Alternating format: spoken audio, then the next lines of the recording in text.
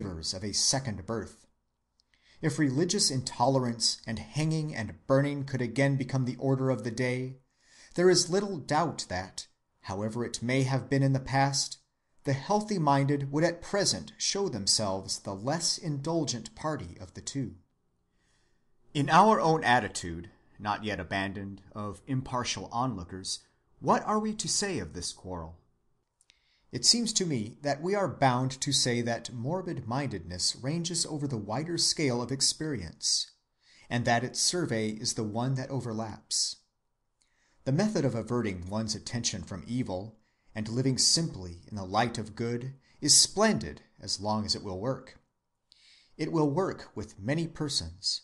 It will work far more generally than most of us are ready to suppose. And within the sphere of its successful operation, there is nothing to be said against it as a religious solution. But it breaks down impotently as soon as melancholy comes. And even though one be quite free from melancholy oneself, there is no doubt that healthy-mindedness is inadequate as a philosophical doctrine, because the evil facts which it refuses positively to account for are a genuine portion of reality, and they may after all be the best key to life's significance, and possibly the only openers of our eyes to the deepest levels of truth. The normal process of life contains moments as bad as any of those which insane melancholy is filled with. Moments in which radical evil gets its innings and takes its solid turn. The lunatic's visions of horror are all drawn from the material of daily fact. Our civilization is founded on the shambles, and every individual existence goes out in a lonely spasm of helpless agony. If you protest, my friend, wait till you arrive there yourself. To believe in the carnivorous reptiles of geologic times is hard for our imagination. They seem too much like mere museum specimens. Yet there is no tooth in any one of those museum skulls that did not daily through long years of the foretime hold fast to the body struggling in despair of some fated living victim. Forms of horror just as dreadful to their victims, if on a smaller spatial scale, fill the world about us today. Here, on our very hearths and in our gardens, the infernal cat plays with the panting mouse, or holds the hot bird fluttering in her jaws. Crocodiles and rattlesnakes and pythons are at this moment vessels of life as real as we are. Their loathsome existence fills every minute of every day that drags its length along, and whenever they or other wild beasts clutch their living prey, the deadly horror which an agitated melancholiac feels is the literally right reaction on the situation. Begin footnote. Example, quote, "It was about 11 o'clock at night, but I strolled on still with the people. Suddenly, on the left side of our road, a crackling was heard among the bushes.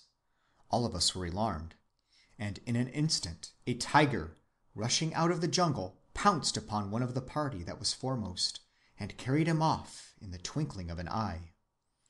The rush of the animal, and the crush of the poor victim's bones in his mouth, and his last cry of distress, 'Ho-hi!' involuntarily re-echoed by all of us, was over in 3 seconds.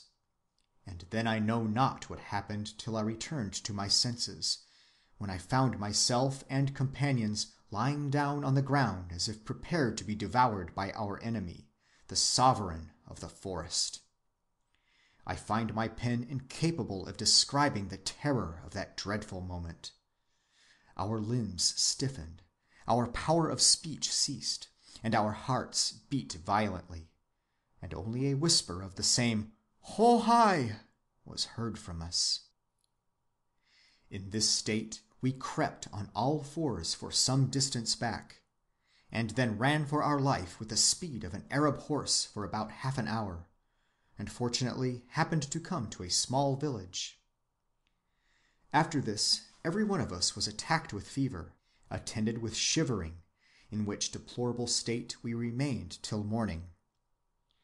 Close quote. End footnote.